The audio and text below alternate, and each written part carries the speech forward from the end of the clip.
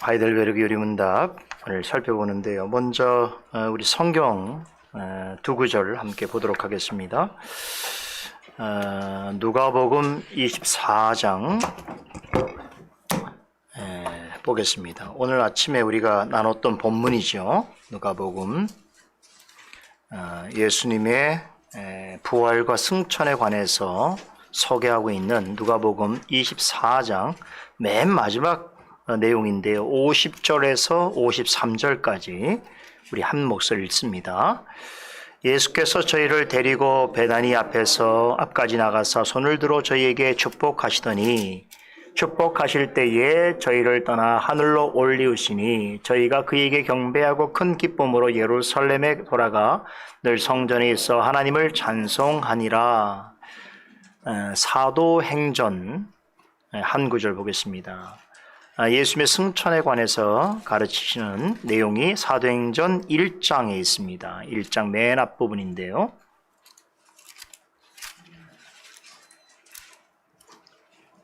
자, 사도행전 1장 1절에서 11절까지 내용인데요. 같이 한 목소리 읽겠습니다. 데오빌로여, 내가 먼저 쓴 글에는 무릇 예수의 행하시며 가르치시기를 시작하신부터 그의 택하신 사도들에게 성령으로 명하시고 승천하신 날까지의 일을 기록하였노라. 해 받으신 후에 또한 저희에게 확실한 많은 증거로 친히 사심을 나타내사 40일 동안 저희에게 보이시며 하나님의 나라의 일을 말씀하시니라. 사도와 같이 모이사 저희에게 분부하여 가라사대 예루살렘을 떠나지 말고 내게 들은 바 아버지의 약속하신 것을 기다리라. 요한은 물로 세례를 베풀었으나 너희는 몇 날이 못되어 성령으로 세례를 받으리라 하셨느니라. 저희가 모였을 때에 예수께 묻자와 가로되 주께서 이스라엘을 회복하심이 이때니까 하니 가라사대 때와 기한은 아버지께서 자기의 권한에 두셨으니 너희의 알 바 아니요 오직 성령이 너희에게 임하시면 너희가 권능을 받고 예루살렘과 온 유대와 사마리아와 땅끝까지 이르러 내 증인이 되리라 하시니라. 이 말씀을 마치시고 저희 보는 데서 올려가시니 구름이 저를 가리워 보이지 않게 하더라. 올라가실 때에 제자들이 자세히 하늘을 쳐다보고 있는데 흰옷 입은 두 사람이 저희 곁에 서서 가로되 갈릴리 사람들아 어찌하여 서서 하늘을 쳐다보느냐? 너희 가운데서 하늘로 올리우신 이 예수는 하늘로 가심을 본 그대로 오시리라 하였느니라. 아멘. 자, 우리 개혁주의 신앙고백 모음집 한번 열어보죠. 정말 간만에 펼쳐보는데 이거 펼쳐볼 때마다 그렇게 마음이 새로워요. 저는 우리 교회가 갖는 유산이기도 하기 때문에 참 마음이 새롭습니다. 우리 305페이지 오늘은 하이델베르그 요리문답 18번째 주일 46문만 오늘 잠깐 보도록 하겠습니다. 46문 원래는 48구문까지인데요. 오늘은 46문 한 문단만 나누겠습니다. 제가 읽고 여러분 답합니다. 46문 하늘에 오르셨고 라는 말로 당신은 무엇을 고백합니까? 그리스도는 제자들이 보는 가운데 땅에서 하늘로 오르셨고 우리의 유익을 위하여 거기에 계시며 장차 살아있는 자들과 죽은 자들을 심판하러 다시 오실 것입니다. 참 오랜만입니다.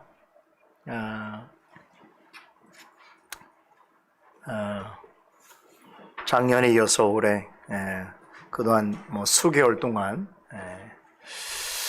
사회적 거리 강화 단계 때문에 우리가 오후에 모이지 못했습니다만 이렇게 만물이 약동하고 새싹이 파릇파릇 돋고 또 모든 것이 좀 새롭게 느껴지는 이 봄날 시작하는 이 주일에 다시 하이델베르그 요리문답 나눌 수 있게 되어서 참 기쁘고 즐겁습니다. 디모데전서 6장 3절에 보면 사도 바울께서 이런 말씀하셔요. 누구든지 다른 교훈을 전할 수 있기 때문에 특별히 우리는 바른 말, 곧 우리 주 예수 그리스도의 말씀과 경건에 관한 교훈에 창념하지 않으면 안 된다라고 이렇게 말씀을 전합니다. 자, 여기에서 사도 바울이 다른 교훈이란 말과 대별해서 대조적으로 사용하는 한 말이 바로 바른 말인데요. 이 말의 원래 의미는 바른 표준입니다. 그러니까 하나님을 바르게 알고 참되게 믿는 데 있어서 표준이 되는 말이 있다는 거예요. 사도는 그걸 가르쳐서 뭐라고 얘기했냐면 그리스도의 말씀과 경건에 관한 교훈이다. 그럼 그리스도에 관한 말씀은 뭘 얘기하겠습니까? 성경이라면. 경건에 관한 교훈은 뭘 얘기하는 거겠습니까? 교리를 말하는 거예요. 그러니까 성경과 교리는 하나님을 참되게 알고 믿고 순종하는 데 있어서의 표준이 되는 말이다. 굉장히 중요하죠? 이 중에 어느 것 하나라도 성경과 교리 중에 어느 것 하나라도 잘못되거나 부족하면 어떻게 되는가? 바르고 온전한 신앙을 유지할 수 없다는 것이죠. 자, 그래서 우리는 이렇게 우리의 신앙의 바른 표준이 되는 말을 중요하게 여겨야 돼요. 자기만 하는 거, 자기 생각 토해내는 거. 어떤 데서는 그게 중요할지 모르지만 교회에서는 중요하지 않습니다. 왜냐하면 진리를 지키는 데 있어서 가장 중요한 건 바른 말이에요. 이 바른 말은 우리의 신앙과 삶을 바르게 측정하고 바르게 이끄는 기준이 되기 때문에 그래요. 그것이 뭐라고요? 성경과 교리예요. 그러니까 성경과 교리하고는 이 바른 표준의 말 가운데 우리는 신앙을 배우게 되는 거예요. 신앙을 행하게 되는 거예요.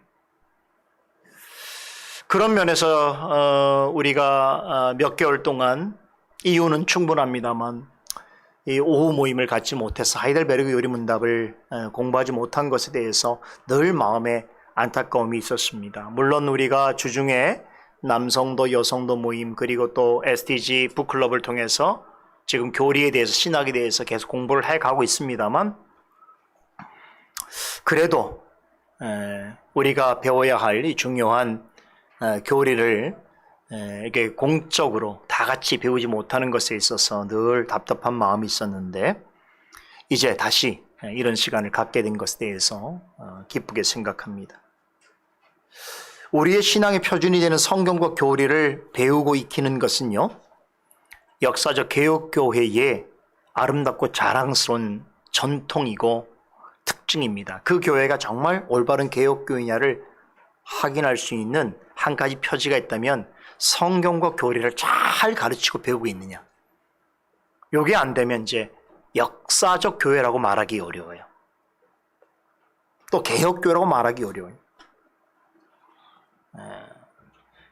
이렇게 성경과 교리는 우리가 하나님 말씀과 더불어서 아주 건강하고 균형 잡힌 신앙생활을 영위하는 데 있어서 반드시 필요하기 때문에 우리가 신학기를 맞이하는 그런 학생의 마음으로, 그런 아이의 마음으로 다시 요리 문답 공부에 매진해 갈 수 있으면 좋겠습니다. 자, 오늘 우리가 함께 살펴볼 하이델베르그 요리 문답 18번째 주일에 관한 내용인데 거듭 말씀드리지만 예수님의 승천에 관한 것이에요. 우리가 오전에는 예수님의 부활에 대해서 배웠고 이제 예수님의 승천에 관해서 배우고 있는 거예요. 참 이렇게 잘 맞아떨어지는 것이죠. 감사하게 생각합니다. 자, 우리가 하이델베르그 요리 문답 그동안 배우면서 예수님의 생애와 사역에 대한 의미를 이렇게 구분지어서 지금 배우고 있는데 그것이 어떤 진술에 따른 것이죠? 사도신경의 진술에 따라서 우리가 살펴보고 있어요. 그래서 예수님의 성육신, 고난, 죽음, 장사 지냄을 가리켜서 우리가 묶으면 그리스도에 비하다, 그리스도의 낮아지심이다 이렇게 말하죠.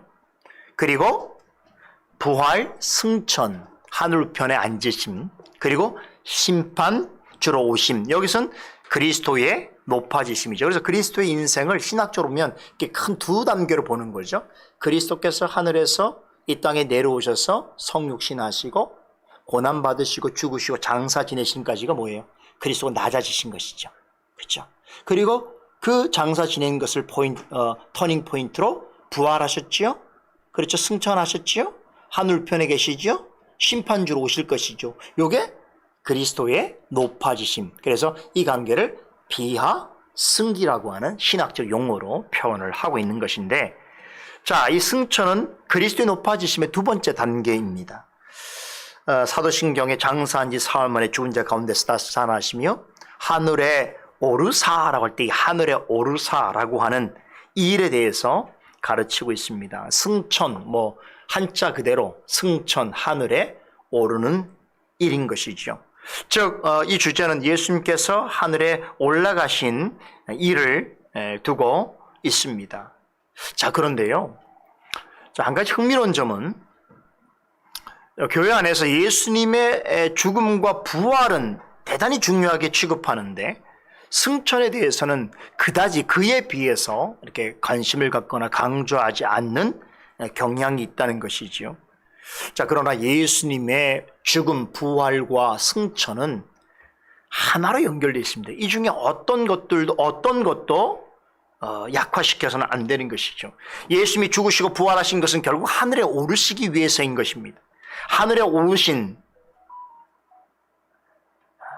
예수님께서 하늘에 오르신 일은 실은 예수님의 죽음과 부활을 통해서 구원받는 자들이 가야 할 최종적인 목적지이기도 합니다. 그런 점에서 승천은 그리스도의 구속사역의 완성이라고 하는 아주 중요한 의미를 지니고 있습니다.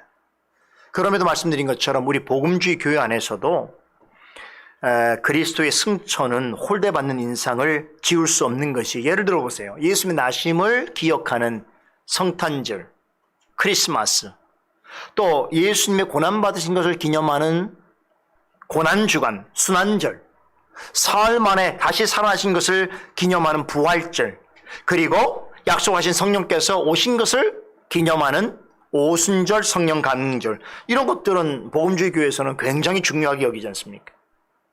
그러나 우리 개신교 안에서 그리스도의 승천절은 없어요. 이런 것만 보더라도 뭔가 저것도 지키면 이것도 지켜야 되는데,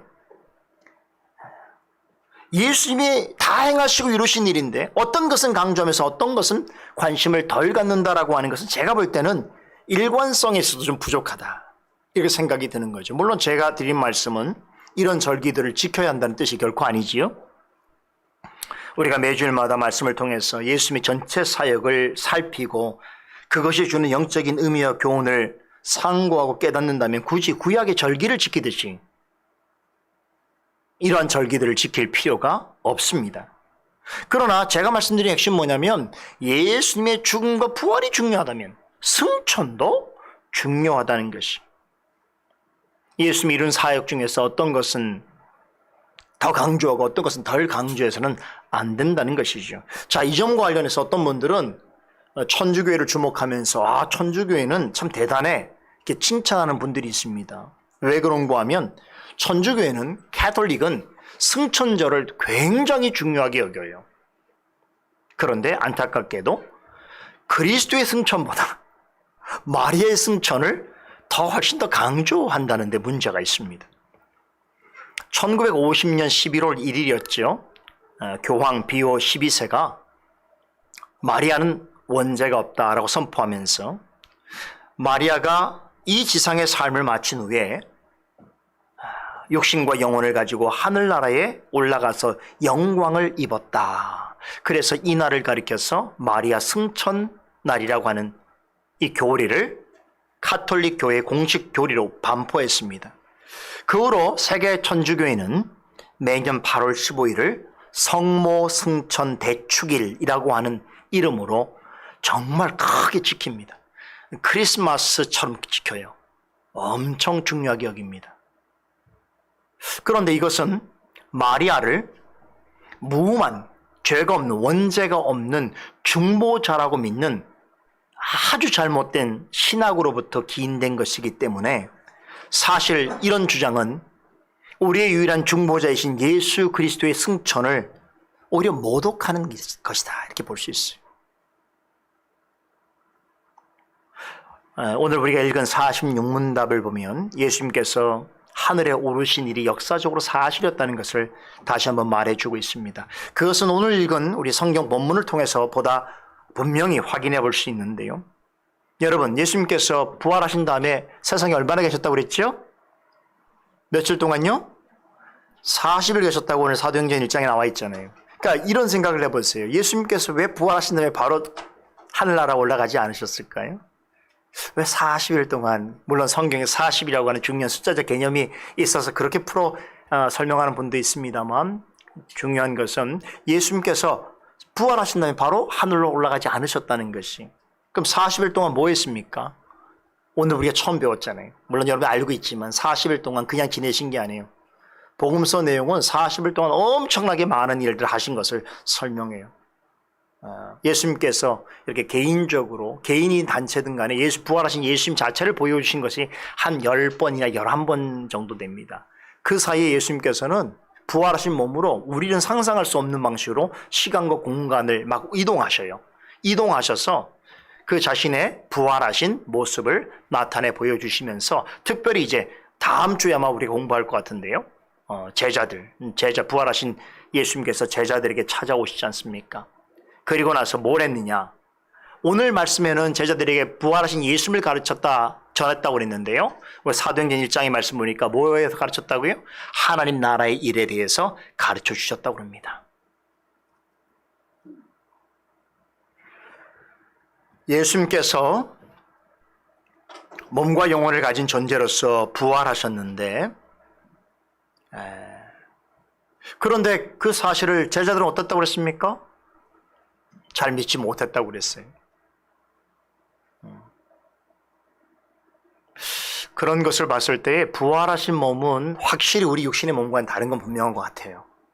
저희는 아직 부활의 몸을 보지 못했기 때문에 알 수 없지만, 이 믿음이 신실했던 여인들조차 늘 보았던 예수님을 보고도 알지 못했다는 것은 부활하신 몸이 우리가 있는 육체적 몸과는 어떤 다른 성질의 어떤 그런 부분이다라고 하는 것은 분명한 것입니다. 그럼에도 불구하고 인성을 그저 가지신 모습으로서 이 땅에 40일 동안 계시면서 예수님께서 친절하게 제자들에게 또 성도들에게 부활하신 것을 증거하실 뿐만 아니라 하나님 나라의 일들을 가르쳐 주셨지요. 그리고 제자들로 하여금 이제 무엇을 해야 되는지도 가르쳐 주셨어요. 그래서 모든 족속에게 이제 부활하신 예수 그리스도께서 전하시는 그 복음을 가르치고 전파라고 하는 교훈을 들려주셨습니다. 이런 질문이 가능하죠. 만일에 이런 시간을 두지 않고 하늘에 곧바로 오르셨다면 어땠을까요? 아마도 제자들은 예수님의 승천을 감당하지 못했을 것입니다. 왜냐하면 부활도 믿지 못하는 자들이 사람이 살아있는 몸을 가지고 하늘로 오른다는 것은 더 이해할 수가 없는 일이죠. 그렇죠? 오늘 누가복음과 사도행전에 보니까요, 제자들이 보는 앞에서 하늘로 오르시는 예수님의 그 모습과 광경에 대해서 소개해 주고 있습니다. 오늘 이 시간에는 이 말씀을 중심으로 해서 예수님의 승천이 지니고 있는 굉장히 중요한 또 실제적이고도 의미 있는 몇 가지 사실을 여러분과 함께 나누려고 합니다. 오늘 읽은 성경 본문이 예수님의 승천에 대해서 무엇을 가르쳐주고 있는지에 대해서 함께 나누려고 하는데요. 몇 가지 특징이 있습니다. 첫째, 지상에서의 모든 일을 마치시고 하늘로 올라가셨다는 것이. 자, 예수님께서 십자가에 못 박혀 죽으시기 전에 어떤 말씀하셨지요? 마지막으로 다 이루었다라고 말씀하셨지요. 예수님께서는 십자가에서 공생의 기간 동안 행하셨던 모든 일들, 다시 말하면 구원과 관련된 모든 사역들을 다 행하셨다고 크게 외치면서 운명하셨습니다. 자, 그리고 부활하신 후에 40일 동안 이 땅에 머무시면서 부활의 몸을 가지고 입고서 가르치셨는데, 아까 말씀드린 것처럼 제자들에게 이미 예수님께서 부활하시기 전에도 충분히 진리에 관한 많은 내용들을 가르치셨으나 부활하신 후에도 제자들에게 또 말씀을 가르쳐. 오늘 같은 경우는 엠마오로 가는 두 제자에게는 모세와 선자들이 자신에 관하여서 가르쳐진 모든 성경 내용들을 다 자세히 풀어 설명해 주셨다고 그랬어요. 그러자 눈이 확 띄어서 이분이 예수님인 줄 알겠다고 했단 말이죠. 여러분, 예수님의 사역은 한결같아요. 돌아가시기 전에도 말씀을 가르쳤고요. 이제 부활하신 후에도 말씀을 가르치는, 승천할 때까지 예수님의 사역은 오직 말씀을 가르치는 사역이었어요. 자, 이 덕분에 예수님께서요, 자신이 부활했다는 사실을 뭘로 보입니까? 말씀으로 증거하십니다. 그래서 제자들은 부활하신 예수님을 통해서 예수님께서 이전에 살아계시는 동안 우리 가르치신 모든 내용들이 진실이었다는 것을 더 깊이 깨닫게 되었을 뿐만 아니라 부활 이후에 자신들을 통해서 이루실 하나님 나라에 대한 일들에 대해서 훨씬 더 선명한 이해를 갖게 되었습니다. 물론 오늘처럼 이렇게 미련하고 믿음이 더딘 자처럼 행동하지만 이제 서서히 가면 갈수록 제자들이 바뀌게 돼요. 그래서 다음 주 정도 되겠네요. 엄청난 고백을 하게 되는 장면을 우리가 보게 됩니다. 예수님은 말씀으로 사람을 만드시는 거예요.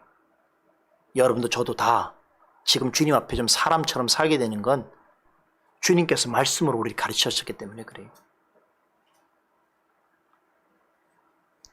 이렇게 예수님은 부활 이전과 이후에 전하셨던 동일한 말씀으로 모든 가르침을 완벽하게 수행하시고 그리고 마침내 원래 계셨던 하늘로 돌아가셨습니다.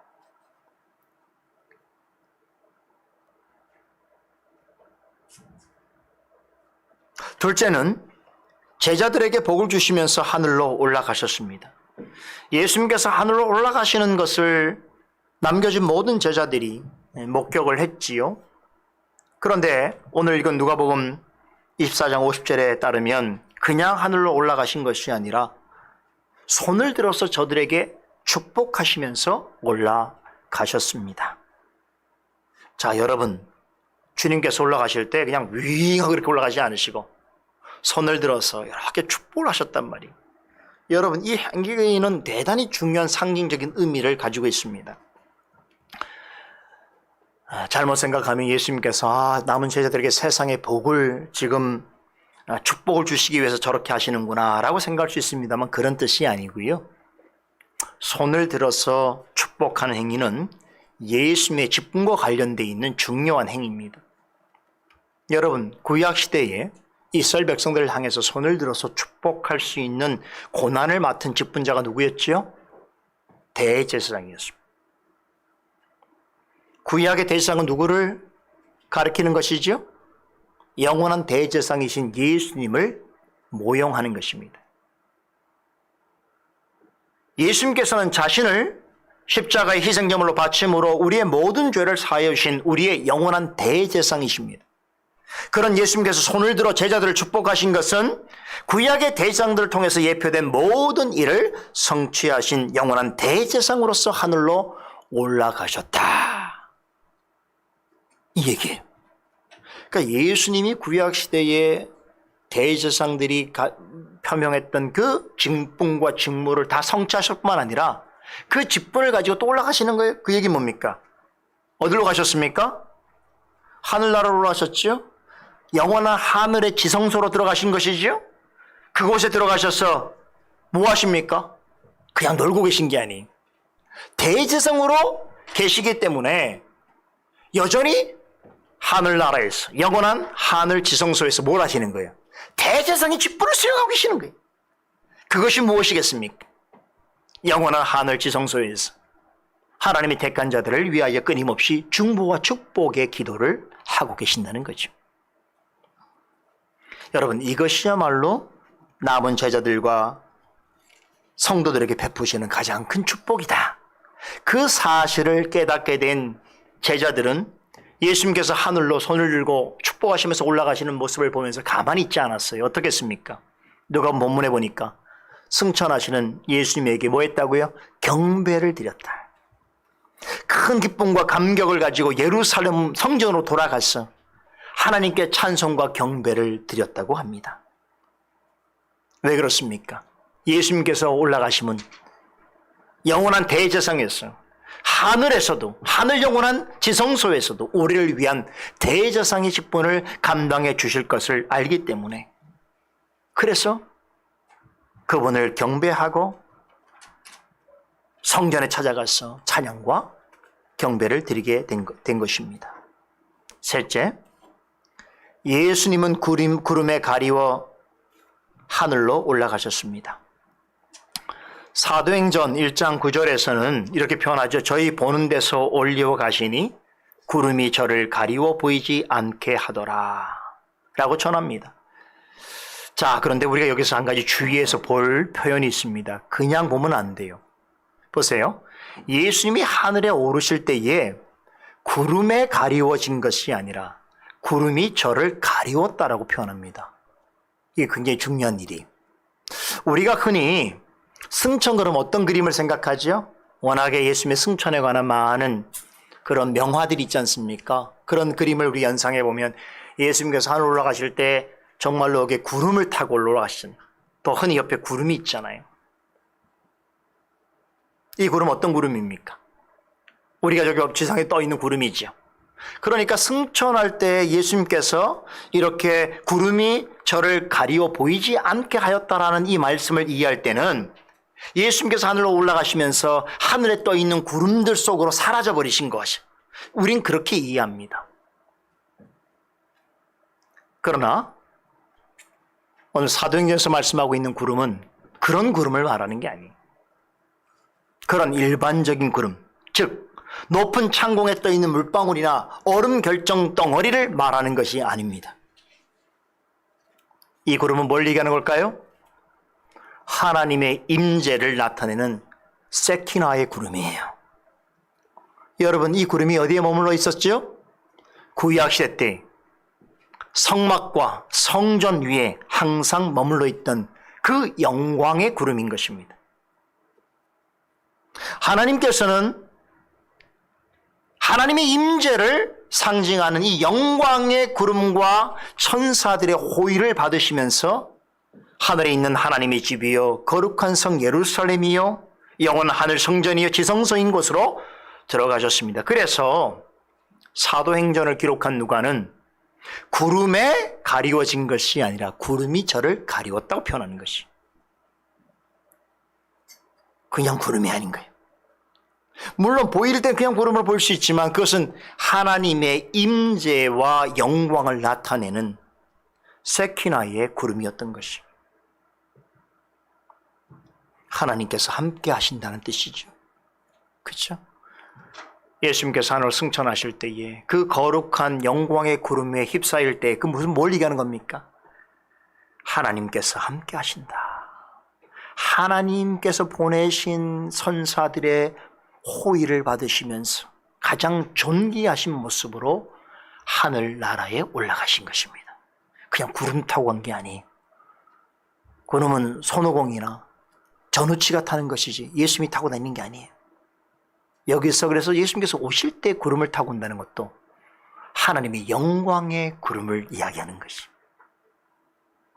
넷째, 예수님이 오르신 하늘은 우리의 눈에 보이는 하늘이 아닙니다. 이것은 바로 셋째 하늘을 가리킵니다. 성경에서 하늘이라고 일컬어지는 말에는 대체로 세 가지 의미가 있습니다. 이 말을 잘 구분할 수 있어야 돼요. 우리 한글 번역으로는 다 하늘이라고 번역이 가능합니다만 원문을 보면 다 달라요. 하나는 그야말로 새들과 비행기가 날아다니고 있는 창공 있죠? 우리 눈에 보이는 저 하늘, 지금 밖에 나가면 볼 수 있는 하늘이 있죠? 대기권 안에 있는 하늘이죠? 그 창공이죠? 예를 들어서 예수님께서 공중나는 새를 보라 그랬을 때 바로 그 하늘이죠. 그렇죠? 생명이 있는 것들이 살아있고 날아다니는 그 하늘. 그런 하늘이 있는가 하면 또 다른 하나는 시편 8편에서 주의 손가락으로 지으신 주의 하늘과 주께서 베풀어 주신 달과 별들을 내가 보니라는 이런 찬송 고백에서처럼 행성과 별들이 떠 있는 대기권 밖에 우주를 가리키는 하늘이 있습니다.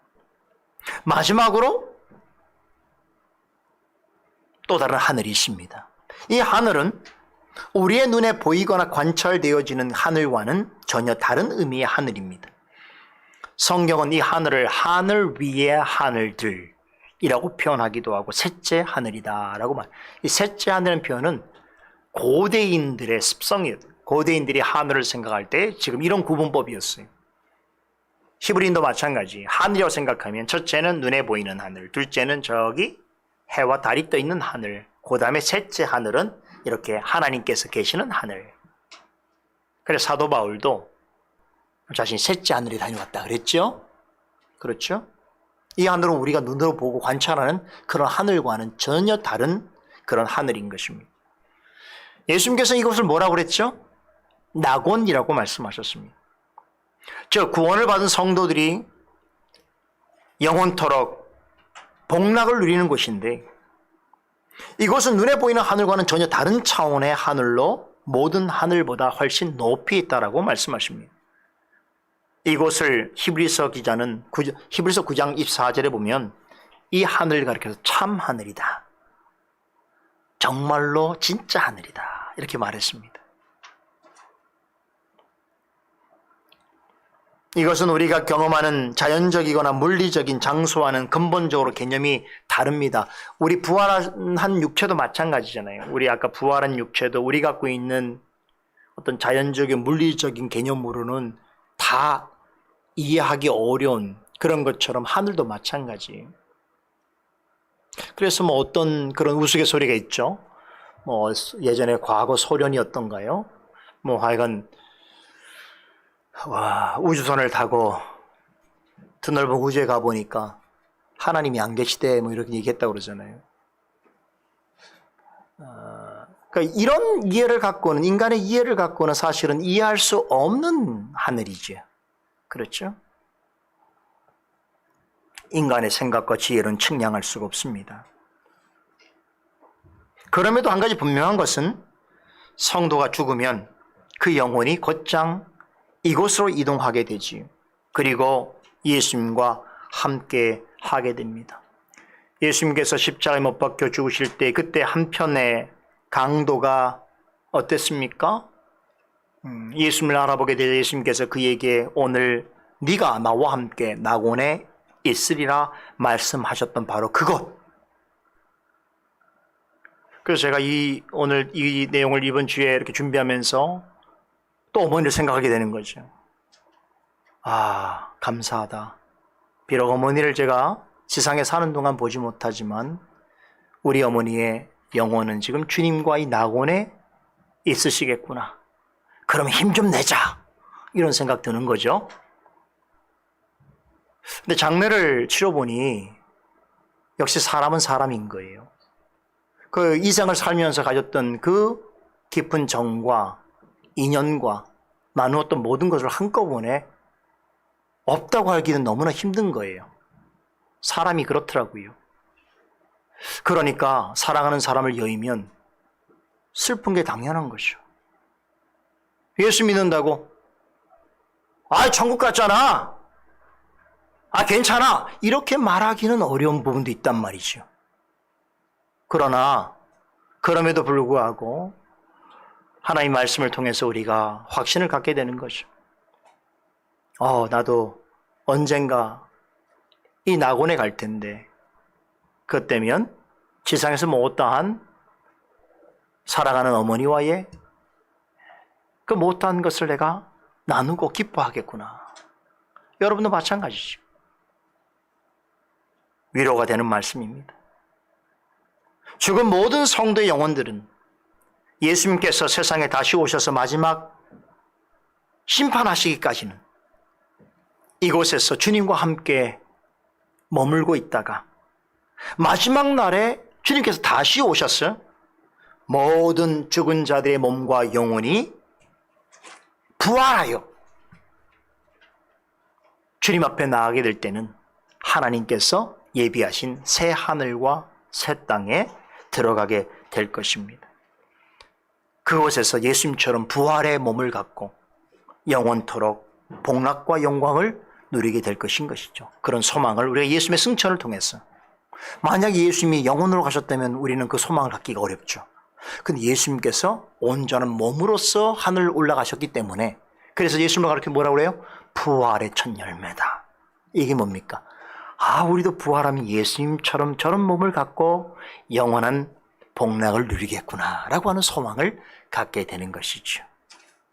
다섯째, 예수님은 인성을 가진 채로 하늘에 오르셨습니다. 자, 놀라운 사실이에요. 예수님께서는 육체를 가지시고 하늘에 올라가셨습니다. 자, 이 말은 다르게 말하면 예수님께서 승천하신 이후에는 더 이상 이 땅에서 예수님, 인성을 가진 예수님을 볼 수 있다는 말입니까? 없다는 말입니까? 없다는 말이에요. 다시 말하면 예수님이 인성으로 서서 하늘로 올라가셨기 때문에 더 이상 이 땅에 육체로 있지 않으셔요. 그걸 쫓으면 안 되는 거예요. 천사가 말했잖아요. 여기에 무덤에 예수님이 없다고 그랬잖아요. 그런데 지금도 예수를 쫓는다고 꿈에서 찾고 어디 모양이 생기면 저게 예수님의 얼굴이냐 뭐냐 그러고 어디 가서 예수님의 모습을 본다 바위가 예수님처럼 생겼다. 어느 배우가 예수님처럼 그렇게 보인다. 예수님이 여기 있다 저기 있다는 사람이 있단 말이죠. 그러니까 다 쓸데없는 짓입니다. 예수님의 육체는 볼 수도 없고 볼 이유도 없습니다. 사도행전 오늘 읽은 말씀 10절 11절에 보니까 예수님께서 하늘로 올라가실 때에 제자들이 그 광경을 자세히 쳐다보고 있을 때 예수님을 호위하던 천사들이 뭐라고 말합니까? 이 갈릴리 사람들아, 어찌하여 서서 하늘을 쳐다보느냐? 너희 가운데서 하늘로 올려지신 이 예수는 하늘로 가신 본 그대로 오리라 그랬다. 여러분, 이 말은 굉장히 중요한 것을 함축하고 있는데, 갈릴리 사람들, 다시 말하면 제자들이 하늘을 쳐다보게 된 건 왜 그렇습니까? 하늘 오르신 예수님 보고 와, 영광스럽다라는 생각도 한 사람도 있겠지만, 어떤 마음에 오늘 꼭 예수님의 무덤을 찾은 여인들이 생각한 거 비슷하게 생각한 사람도 있었다는 거예요. 올라가시면 어떡하나, 우리는 있을 때 잘해야지, 있을 때 좋았는데, 이런 생각으로 마치 예수님의 육신이 올라가는 것을 이제 예수님과의 단절, 더 이상 예수님을 볼 수 없는 것으로, 희망이 없는 것으로 그렇게 생각하는 사람도 있었다는 것이죠.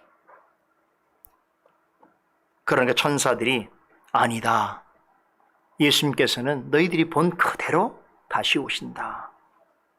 그러면 오실 때까지는 어떻게 하신다는 거예요? 그의 영으로, 성령으로, 말씀으로 우리를 다스리시고 우리와 함께 하시니 그분은 늘 우리와 임마누엘로 계신 것이다. 이런 얘기죠.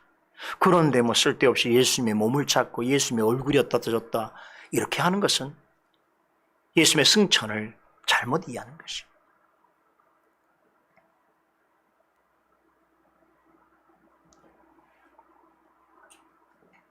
예수님이 사람의 몸을 가진 채로 하늘에 올라가시니까 너무나 놀라고 당황스러웠던 것이죠. 그런데 마태복음 24장에서 우리가 이미 배웠는데, 예수님께서 마지막 날에 재림하실 때의 상황에 대해서 예수님께서 예언해 주시면서, 예고해 주시면서 자신은 인자 곧 부활하신 그들의 몸을 가진 사람의 모습으로 영광의 구름을 타고 능력과 큰 영광으로 오실 것인데, 그때 어떻게 했다고 그랬어요? 가신 대로 오시는 거예요. 그래서 어떤 일이 벌어진다고 그랬어요? 하늘에 올라가셨던 것처럼 하나님께서 천사들을 보내어서 큰 나팔 소리로 예수님을 호위하게 할 것이고, 그리고 하나님의 택한 백성들을 사방에서 불러 모으실 것이라고 그렇게 말씀하셨습니다. 여러분, 오늘 제가 오전에 말씀에서 여인들에게 무서워하지 말라라고 그렇게 말한 주의 천사는 바로 예수님의 탄생할 때 두려움을 가졌던 마리아와 요셉에게 말했던 그 천사예요. 즉, 예수님의 탄생과 예수님의 부활은 다 우리에게는 어쩌면 신기하고 두렵고 당혹스러운 일이죠. 그렇죠? 그러나 하나님께서 같은 천사를 보내서 같은 말씀으로 우리를 위로하고 격려해 주지 않습니까? 그런 것처럼 보세요. 예수님께서 승천하실 때 그 모습 그대로 심판주로 오실 때도 우리를 새하늘과 새 땅으로 인도하실 그 모습으로 오실 때도 똑같이 오신다는 거예요. 변함없는 모습으로 오시는 것이.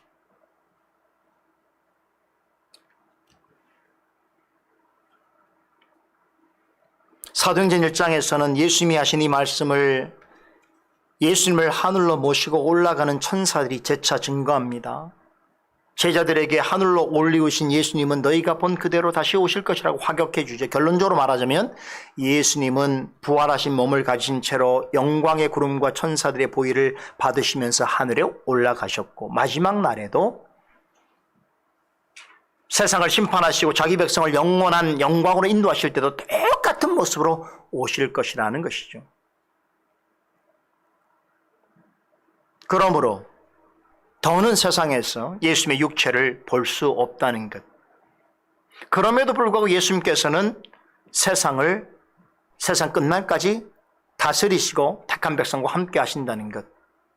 이거 굉장히 중요한 교훈인데 그러면 우리는 이런 생각할 수 있잖아요.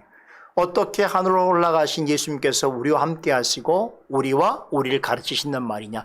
그래서 다음 내용이 매우 중요해요. 이 내용은 너무나 중요한 내용이어서 제가 다음 주에 말씀드리려고 일부러 아껴놨어요. 우리가 18주일에 47문답, 48문답이 그것을 얘기해 주는데요. 예수님의 신성과 인성에 대하여 우리는 승천을 통해서 이해하게 되는 거예요. 다음 주에 말씀을 드릴게요. 일종의 예고편이에요. 여러분들 기대감을 자아내게 하는 예고편이 효과가 있었으면 좋겠습니다. 이런 말을 듣고도 그게 뭔데 그러면 할 말이 없는데. 여섯째, 그리스도의 승천은 예수님의 사역인 동시에 성부 하나님의 사역입니다. 자, 예수님이 하늘에 올라가시는 그런 내용을 전하고 있는 성경 본문은 대부분 능동태로 표현되어 있습니다. 그러니까 예수님께서 직접 자신이 하늘로 올라간다는 표현은 대부분 다 능동태. 이게 쉽게 말해 볼게요. 예를 들면 요한복음 20장 17절에 보면 이렇게 말씀하세요. 하늘 올라가시는 것을 내가 내 아버지 곧 너희 아버지 내 하나님 곧 너희 하나님께로 올라간다 하라. 그러니까 내가 올라간다는 거예요. 내가. 요한복음 14장 2절 3절을 보면 내가 너희를 위하여 거처를 예비하러 가노니 내가 간다. 이렇게 말씀하시고 요한복음 16장 7절에서는 내가 떠나는 것이 너희에게 유익이라. 내가 떠난다. 주어는 예수님이고 동사는 예수님이 직접 주체적으로 행동하시는 것을 말씀하고 있단 말이죠. 그러니까 예수의 승천은 예수님이 직접적으로 자신의 의지를 가지고 주체적으로 행사하신 일이라고 예수님은 표현하신단 말이에요. 이해되시죠? 그런데 때때로는 성경에서 보면 예수님의 승천을 수동태 형태로 기록하고 있다는 것을 우린 기억해야 됩니다. 자, 오늘 읽은 본문 누가복음 24장 51절에 보니까 축복하실 때에 저희를 떠나 하늘로 올리우시니 어떻게 된다는 거예요? 누구에 의해서 이렇게 올라가시는 거죠? 수동태죠? 사도행전 1장 11절에 너희 가운데서 하늘로 올리우시니 예수. 그렇죠? 사도행전 2장 33절에 보면 하나님이 오른손으로 예수를 높이시네. 자, 이런 말씀을 통해서 우리가 알 수 있는 게 뭐냐? 예수님을 하늘에 승천, 하늘에 올리우게 하시는 그 역사는 예수님이 주체적으로 행하신 일인 동시에 성부 하나님께서 하도록 하시는 일이다. 다시 말해서 예수님의 승천은 성부 하나님과 성자 그리스도와의 상호 협력 가운데 서로의 도우심과 서로의 협력 가운데 이루어지는 일이다라는 것을 성경이 가르치고 있는 것이죠. 그렇죠. 마지막으로 일곱째, 예수님의 승천은 구약의 예언들과 모형들의 성취입니다. 예수님의 십자가 죽음과 부활과 마찬가지로 승천에 관해서도 구약의 예언이 되어 있습니다. 그런데 그 모든 것들은 예수님께서 하늘로 올라가시면서 모두가 성취되었어요. 예를 들어 볼까요? 시편 24편 7절 9절에 보면 오늘 아까 우리가 불렀던 찬송이죠. 문들아 너희 머리를 들지어다. 영원한 문들아 들릴지어다. 영광의 왕이 들어가시로다. 이 말씀은 대표적인 예수님의 승천을 예언하는 구약 본문입니다.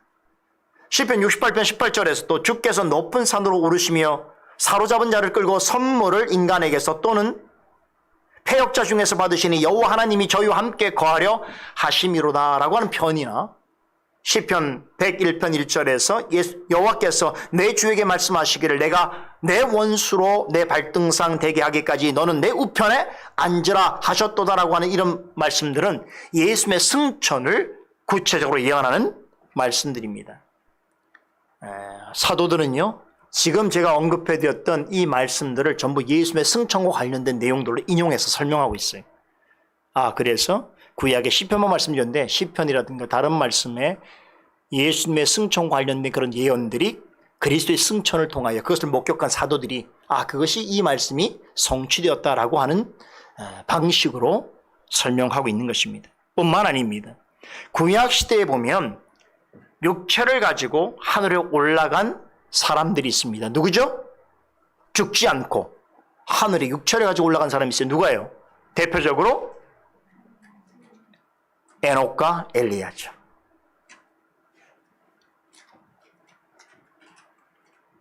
여러분 또 한 사람이 있어요.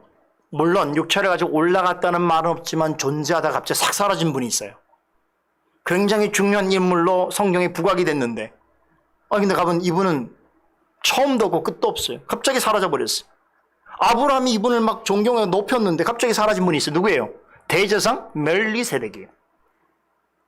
여러분 에녹과 엘리야는 예수님의 승천에 대한 구체적인 모형이 되는 인물이라고 하면 멜기세덱은 예수님께서 우리의 죄를 정결케 하신 영원한 대제사장으로서 하늘에 오르시고 여전히 하늘의 성소에서 대제사장으로서 일하고 계시다는 것을 나타내는 탁월한 모형인 것입니다. 이로써 예수님의 승천은 구약에 이미 예언되었고 또 구약의 사람들을 통하여 모형으로 나타낸 모든 내용들을 다 어떻게 했다? 성취했다 라고 하는 것을 보여주고 있습니다. 오늘 해설 시간에는 18주일에 46문답 한 가지 내용을 중심으로 해서 여러분에게 예수님의 승천의 사실성 또 그 승천에 관한 성경 본문 말씀을 통하여서 우리가 반드시 알아야 할 내용들을 말씀을 드렸고요. 오랜만인데 유익하셨나요? 유익했기를 바랍니다. 다음 주에는 아주 중요한 말씀이에요. 승천을 통해서 나타나는 예수님의 신성과 인성과의 관계 그리고 승천이 우리에게 주는 유익이 무엇인가에 대해서 함께 살펴보도록 하겠습니다. 기도하겠습니다. 하나님 감사합니다. 또 오랜만에 주일 대면 모임을 갖게 해주시고 또 오늘부터 하이델베르그 유림답 해설을 함께 나누게 하신 것 감사합니다. 사도 바울께서 우리에게 가르쳐 준 것처럼 다른 교훈들이 횡행하는 때에 그리스도의 말씀과 경건에 관한 교훈에 창념하라 라고 한 그 말씀대로 우리가 늘 하나님의 말씀, 성경과 또 교리의 내용들을 잘 이해하고 또 그 내용에 따라서 우리의 신앙을 세워갈 수 있도록 도와주시옵소서. 이 오후 시간도 매우 귀하오니 또 피곤하고 힘든 그런 상황 가운데 있더라도 또 성도들이 더 힘을 내서 말씀을 바르게 이해해가는 일에 있어서 또 좋은 열매 나타날 수 있도록 은혜 베풀어 주시옵소서. 예수님의 이름으로 기도드리옵나이다. 아멘.